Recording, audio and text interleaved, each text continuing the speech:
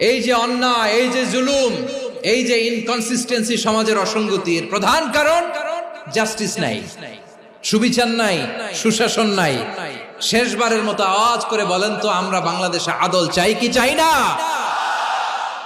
তাহলে প্রথম নির্দেশনা শেষ, আল্লাহ তাআলা তোমাদেরকে আদলের আদেশ দেন।